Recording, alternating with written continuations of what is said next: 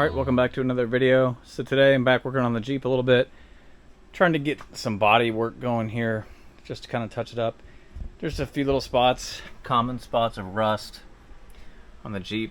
So on the passenger side, just got a little right there, trying to expose it.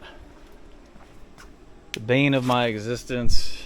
This is what the previous owner thought would be a good idea. You just use some kind of crazy glue and glue some diamond plate over everything.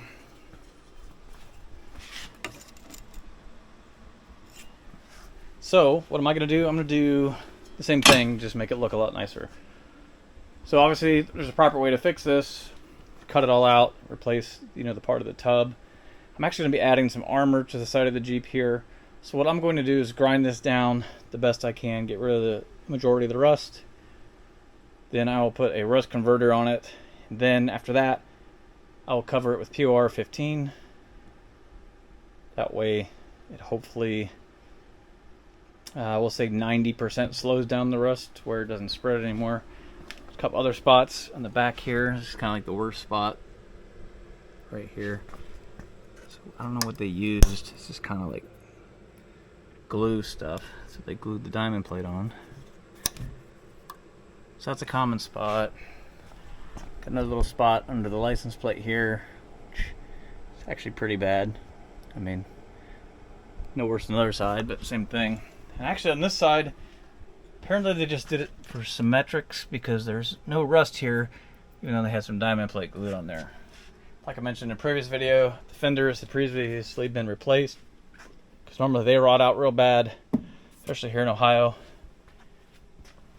And you can tell it's a slightly different shade of red. I mean, it's really hard to see, but certain light you can see that. Besides that, it's not too bad.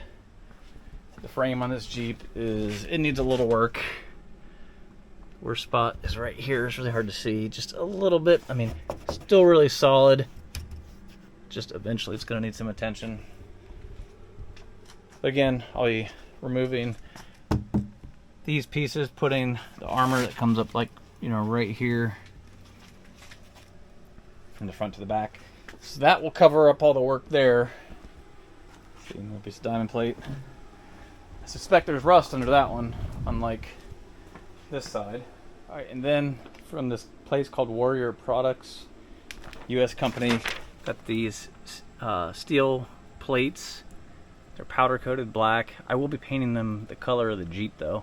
They're meant to go right over this whole area. So again, grind that out, clean it up the best I can, protect it, and then we're putting new steel over top of it. Hopefully it looks good when it's done being painted. I just don't want to put that much black in the corner. That's the reason I'm going to be painting the color of the Jeep. But a lot of people just put it right over here, and that really does kind of solve the problem. Alright, so things are a little bit worse than initially thought back here.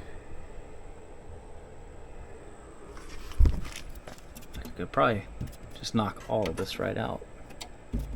Alright, so just so you can get an idea of what's going on with these panels. They have all the cutouts for the lights. And obviously it goes around the hinges back here. Then this side, same thing, there's the holes for the license plate bracket. The lights, the big hole will go around the gas door. Alright, so fast forward a few days, I've got everything cleaned up back here, ready for the panels we put in place. I got the bumper painted with the truck bed coating, with these back flares done. Got my spare tire wheel mount. This is just a factory one installed, and you can see went ahead and went through the process of prepping these panels, got them primered and then sprayed with the color coat, and then used the 2K clear on them. They're not perfect, but they came out pretty good. So now I'm going to be installing them on the Jeep. So the way I guess the manufacturer recommends to install them is with rivets. Like to drill some holes and then install them. I'm going to be kind of doing a combination. I will be using just a few rivets per panel, but I'll be gluing them on with a polyurethane adhesive, a marine quality adhesive from Sika. Alright, so I'm going to be using these 5/16 or 3/16 rivets, rivet gun. Got a drill bit on my drill. Like I said, I already pre-drilled the panels. I did not drill the Jeep because these require some fitting. Alright, so here is the Sika Flex 291. Again, there's a couple different types you can use, but this is a polyurethane marine adhesive, fast cure. So what I'm going to be doing is I'll probably apply this to the actual, well, it'd probably be easier to apply it onto the body, truthfully. I just want to make sure you're getting it in the spots where it needs to be, and I'm not going to use too much of it.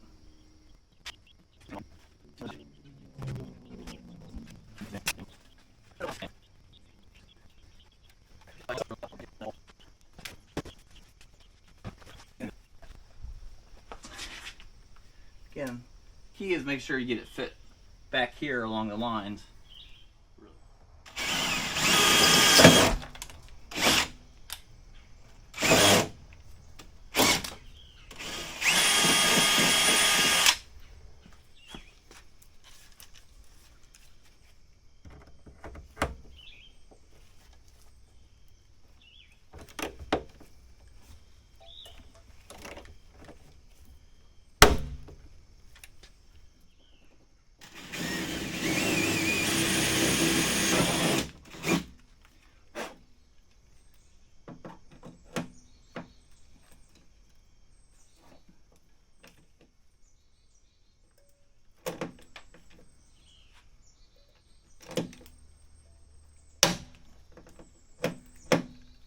Alright, so that works pretty good.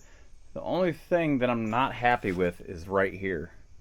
You can see the radius, the curve, does not match the factory curve. That's kind of disappointing. I knew it was going to be that way. So what I'm going to try to do is I'm going to tape this off here and here. I'm going to try to fill it with this marine adhesive. When this stuff dries, it's really good paintable surface. So just fill it so water just doesn't sit in there and freeze or anything like that. And then what I'll do is once it dries and it's white and looks horrible, I'll touch it up with some Jeep touch-up paint. And I'm also going to use touch-up paint on the rivets, so everything should blend and look really good. This side is just a little different. I'm going to start around this side because I want to get it locked in around this gas door.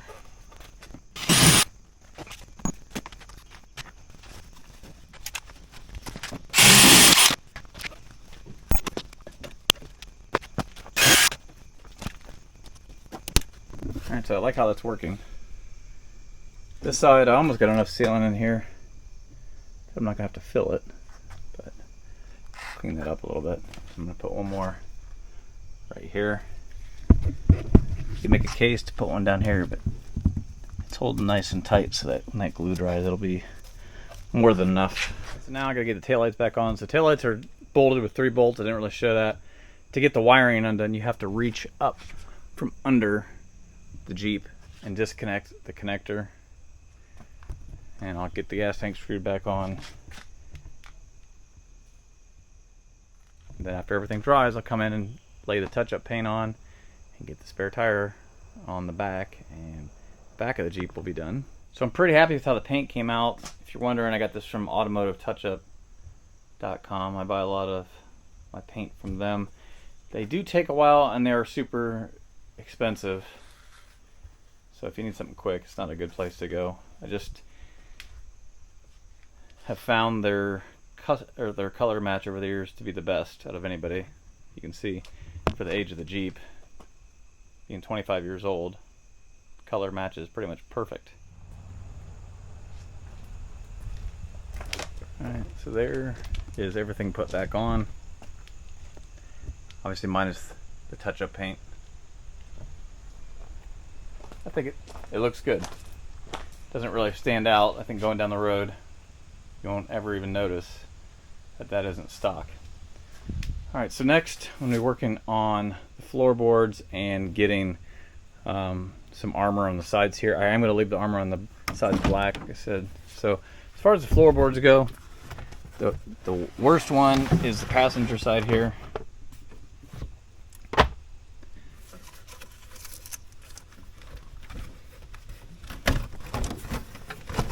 It's a real bad shape. It's like missing a big hole. So what I'm going to do is try to cut it back as far as I can to good metal, metal, and section in a new pan. Alright, so I'm working on the, call it trim, but these are like a rock guard for the side. So I got these steel ones here. I think it's Hooke Off Road or something like that. I cut these part off with a cutoff wheel. This would normally mount to the body mounts on the Jeep, and that makes this, you know, like a really structural piece on the Jeep, which is great. But you're supposed to be able to like jack, you know, loosen the mounts and jack the Jeep up. And I was thinking, man, I don't really need that, but I tried it anyway. And these mounts didn't budge at all, and I just really don't want to fight with them. I mean, like I said, there's a little rust going on. I don't really want to mess with it. So what I'm going to be doing for this is they use riv nuts and bolts, and you got to drill the holes and riv nut it on.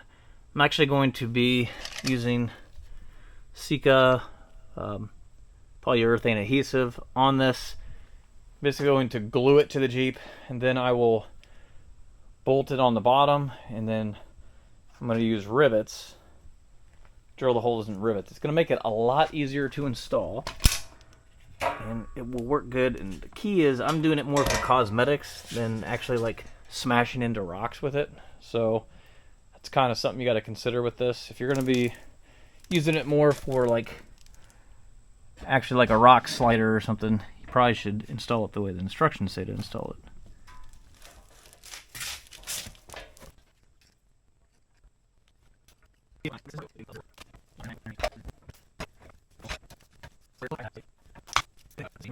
Kind of drill these rivets. I'm using these fairly large 1/4 inch rivets.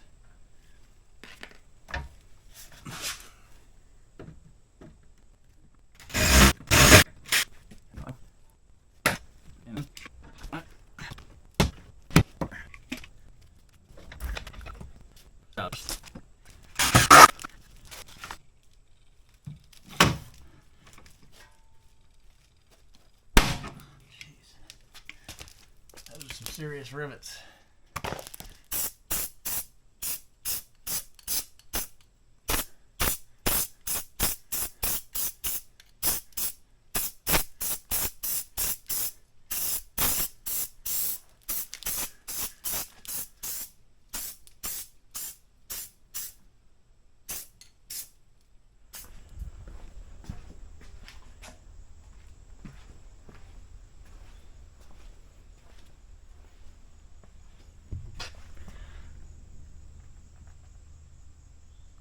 Alright, so after I got the sides done, I started on the floor pans. So as you saw, that was pretty bad on the passenger side. It was completely rotted out. Most likely due to the shield over the exhaust.